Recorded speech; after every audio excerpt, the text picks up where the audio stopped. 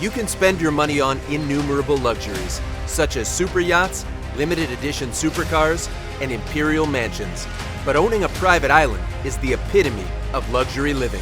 The island comes with exclusivity, privacy, and rental value. Scarcity drives value and status, and owning an island makes you a member of a very exclusive club. It will offer you a tranquil environment with spanning views of the ocean and the skies above, where you can escape from the daily grind. But what is the actual cost of owning a private island?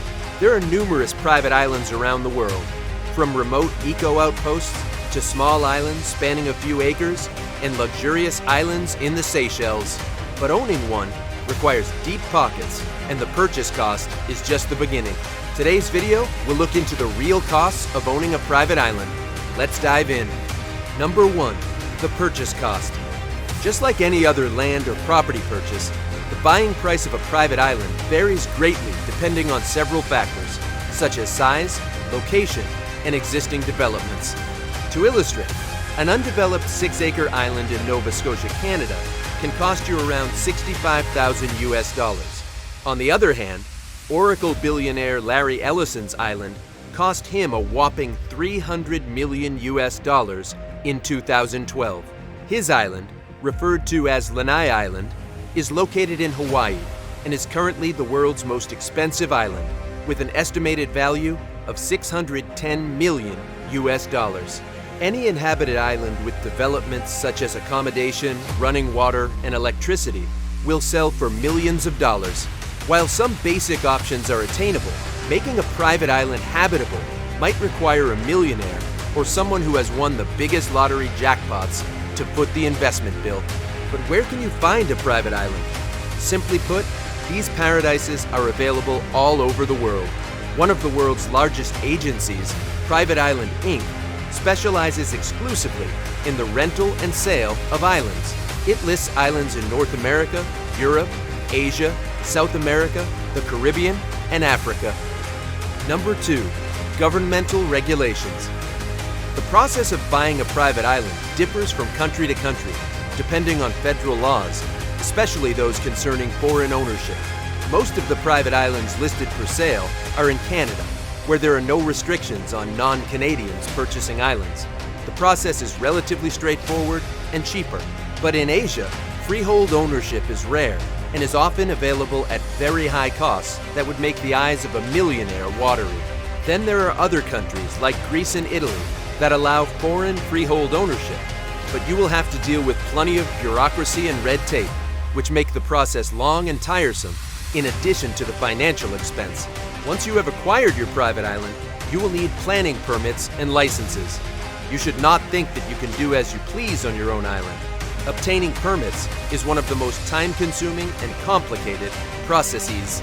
Some islands, such as those in the Caribbean, have strict environmental laws. The ecosystem in such areas is delicate. Therefore, you must do an environmental impact assessment before you get a permit to develop anything on the island. But the environmental assessment does not come cheap. Be ready to part with at least $50,000 US. Number 3. Development costs. While some islands listed on the market come beautifully developed and ready for occupation, others need work, and a lot of it. Development is an essential consideration when determining the cost of a private island, and these costs can be astronomical, with numerous pitfalls. The island's location is a key factor in determining the actual development costs. While purchasing your own idyllic private island with hundreds of miles of sea from your closest neighbor may be a dream come true, it could escalate development costs. The more remote an island is, the more accessibility becomes a challenge. You will need to transport workers, building materials, and machinery to the island. Transporting some building equipment and machines may require special boats, which will increase the cost of development. If your island is located far from hotels that provide accommodation, you could incur massive costs transporting building workers to the island daily. On top of that, you might have to install solar panels, which may cost anything between $20,000 and $100,000 US. But if you are close enough, you could opt to run a cable from the mainland.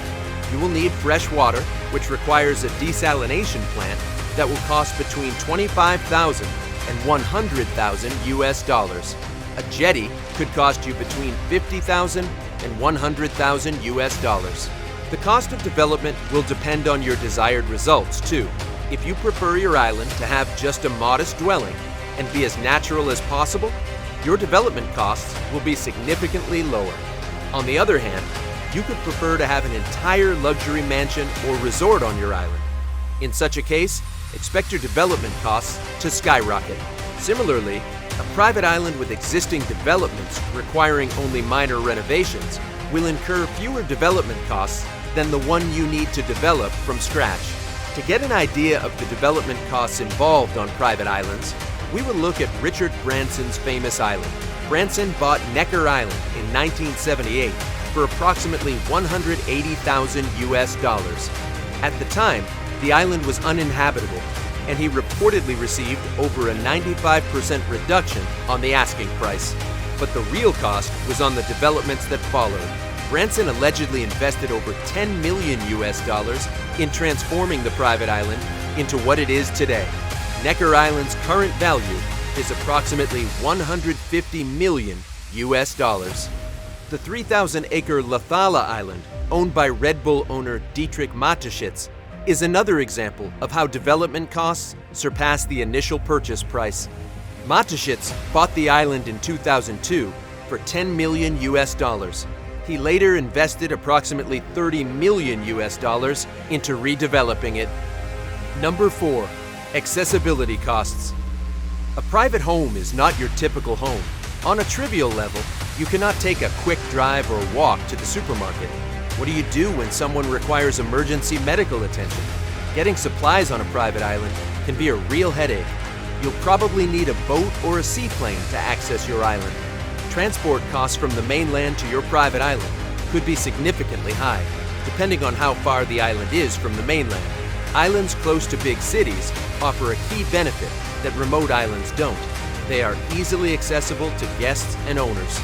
If you want to access your private island fast, you could need to build an airstrip, which could cost you upwards of 1 million US dollars. But you could opt for a helipad or a dock, although they don't come cheap. Do you think owning a private island is worthy? Would you prefer a remote island or one close to the mainland? Leave your views below. Kindly subscribe and like this video for more.